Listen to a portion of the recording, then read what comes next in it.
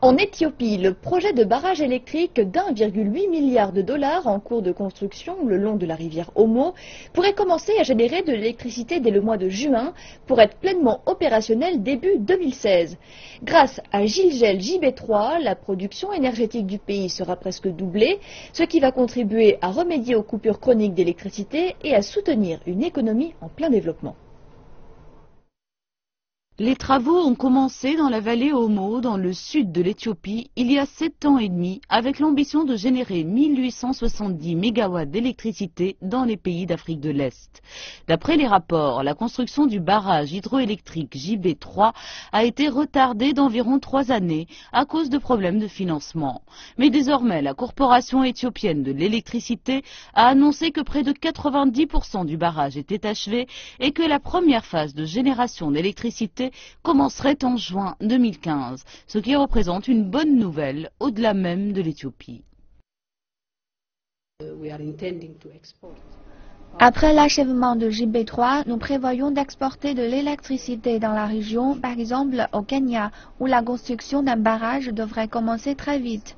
Donc, la principale source de cette export d'électricité vers le Kenya est JB3.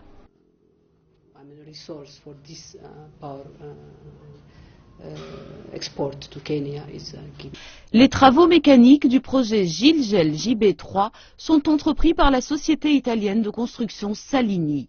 Les compagnies chinoises assument, elles, les travaux électriques. Ce projet est une composante de l'ambition de l'Éthiopie d'utiliser ses propres ressources énergétiques. À cause de ce sens de l'urgence, on pourra bientôt générer de l'électricité à partir de ces projets électriques.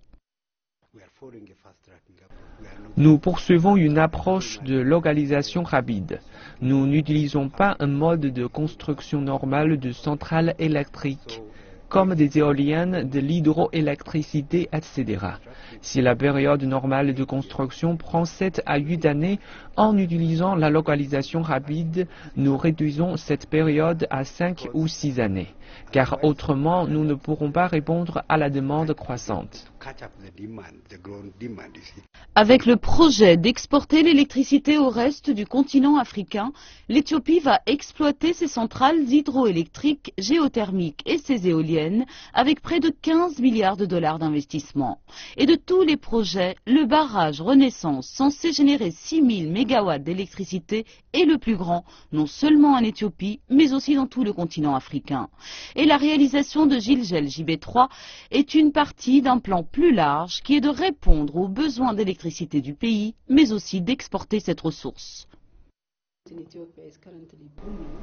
L'investissement en Éthiopie est en train de connaître un boom et le seul obstacle à cet investissement, c'est l'électricité. Donc, selon notre évaluation ou nos études, la demande électrique va augmenter de plus de 25% par an.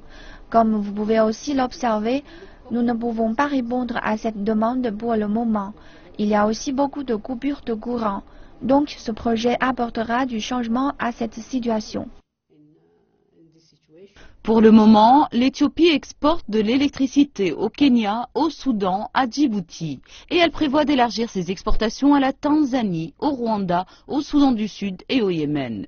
Ce plan d'export de l'énergie devrait, d'après les experts, doper l'économie éthiopienne pour la prochaine décennie.